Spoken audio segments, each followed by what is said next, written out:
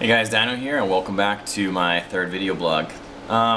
Today I wanted to talk about basically what makes Battlefield so great and what sets it apart from COD, and ultimately this is why I chose Battlefield over Counter-Strike. Excuse me. So to start off with, I want to just tell you about my history again to give you guys some background on what I feel like are, how FPS games got their start. So essentially I played a lot of Blood, Quake, titles like that, and just about all of them were TDM style shooters. The first style of shooters were basically where you ran around a map, you more or less monopolized the power-ups, figured out how long it took people to respawn, where they respawned, how long it took power-ups to respawn, what are the different places they come in. And once you monopolized all those and you had that down, it was just a matter of killing somebody, making sure you had, balancing out basically respawn killing your enemy, and then monopolizing all the power-ups. That was basically it. That was how more or less FPS games did it for a long time. I mean, one of the new elements to games was basically adding, FPS games was almost adding teams, period. What Battlefield did that was so unique, that was separate from, say, Counter-Strike, was the addition of Conquest-style gameplay. So Conquest-style gameplay is essentially, it's not capturing a flag, it's not going out and capturing like this neutral flag. It's essentially capturing and holding different neutral points that are scattered around the map. So, the combination of this with vehicles, basically infantry, tanks, airplanes, creates for like this new layer of depth, strategy, just this whole new layer that makes these games so much more fun than it used to be. There's more there than just killing somebody, and it's fantastic. I will say that I don't necessarily want to go into like teams versus pub matches, because they play very, very, very differently. Essentially, matches are almost 110% about teams. Oftentimes, you have piss poor KDs in team matches. It's actually one of the points I should have brought up in my thing on how to be good at FPS games. Anyway, more or less preserving your KD is a very, I won't say greedy way to play, but it's a self-serving way of playing and usually doesn't benefit the team quite as well. But anyway, so Conquest style gaming, first of all, just having different points scattered around the map that you can take at any given time, the first thing that's going to do is more or less neutralizes any and all camping. If you have different points around the map, especially when you have, say, 4 or 5 points, the incentive to camp at any one point is really not that high. There's a lot of other reasons that the COD style of gaming encourages camping. Essentially, the radar, the guns, the level design. But at the same point, when you have maps that are created for Conquest that are bigger, they have to in general be bigger. There's very little reason to camp, and it's often surprising. Like in Battlefield, if I would come around the corner and found some dude laying there and just be like, what the fuck are you doing here? And you look on the scoreboard and he's like 1 in whatever 10 or something like that. There's no reason to be doing it. You're discouraged, you're punished for doing it. In fact, like Xcal used to sometimes troll me in game or something like that by camping in obscure spots, because nobody, it was a joke between the two of us, because nobody camps, and so who the fuck would be laying out here in the middle of nowhere camping? And I'd get furious and whatever. I think EA got a lot of stuff accidentally right with Battlefield, essentially, bringing together that many new elements, the Conquest style gameplay, plus, tanks and planes and infantry, and they worked really, really well together. I don't know that we'll see that again for any time soon. We'll wait to see if that happens with BF3. Looks a lot like Bad Company 2, so probably not.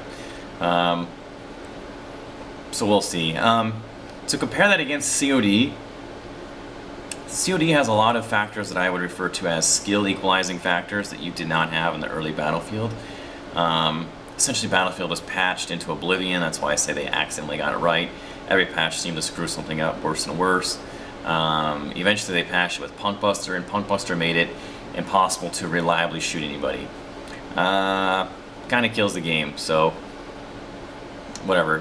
Punkbuster was sort of like the final nail in the coffin when almost everybody got up and left Battlefield. Yes, I know there's a few servers still around, but there aren't hundreds, there aren't, you know, tens of thousands or hundreds of thousands of people playing anymore.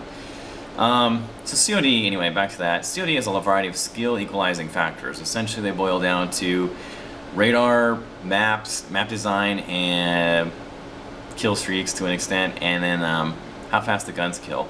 So first of all, radar.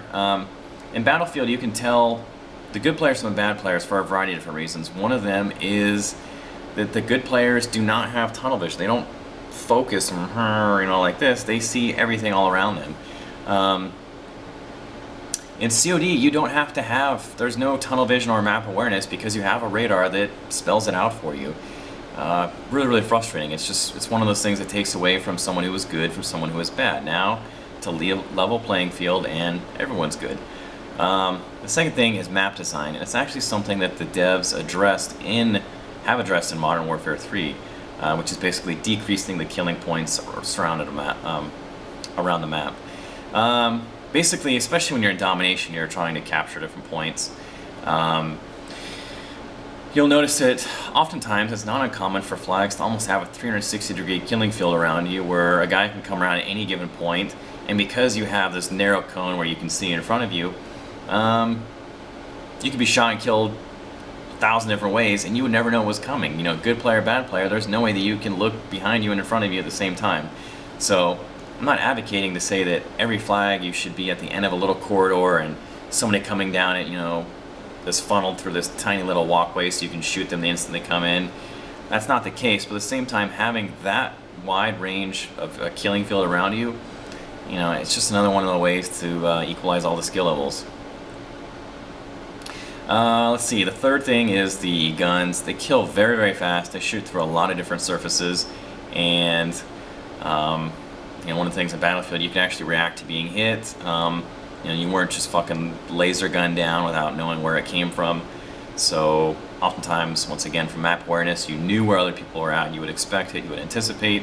But in COD, that's not the case. You're often dead before you realize it, or you walk around a corner and, you know, some guy's gun is right above 2 barrels and you're instantly dead. So nothing you can really do about that. Fourth and final thing is essentially kill streaks. You know, running into a Huey gunship or dogs or mortars or napalm or what the hell ever else is out there. You know, it's nice because it can be fun, you know, to feel really powerful, but at the same time, there are so many elements in the COD game that are out of your control versus in Battlefield, it's just simply not the case. When you die in COD, oftentimes you're like, what would I do to avoid that? And I think most people end up with the answer, I need to camp more. Whereas in Battlefield, you learned every time you died. You're like, well, I pushed too hard. I went left when I should have gone right. I threw a grenade when I should have kept firing. I stood up when I should have gone prone. Whatever was the case, you learned and you figured it out. And you became a better player. What happens in COD is you're just like, fuck, I don't know what I did wrong. You know, and I think it encourages because, yes, I know that they have domination and no, it's not Conquest. The maps in COD are designed for deathmatch. There's a lot of different levels to the maps, something else that actually the devs admittedly have addressed in Modern Warfare 3.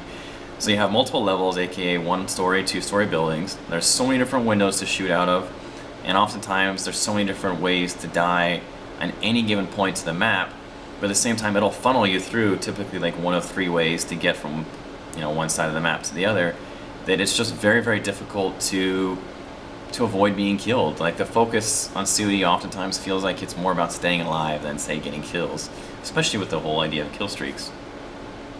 In Battlefield, you know, if you had point A, B, and C, and A was, you know, just being bombarded, I would go over to B. Like, why would I bother going to A if everybody's streaming in on both sides? My teammates are going there. I don't want anything to do with those guys.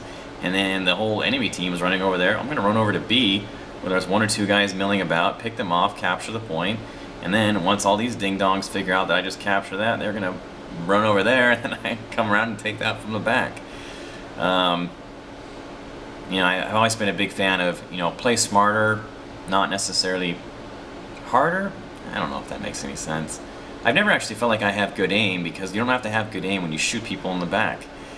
You play smarter when they are, that's often what happens. You outsmart them. COD is not a game where you can outsmart people for no other reason than radar and map design. Like I said, you're funneled basically one of usually 3 different ways around the map.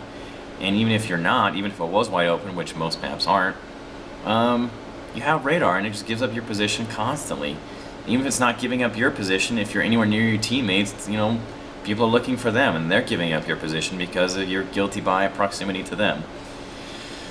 So, wow, that was a mouthful.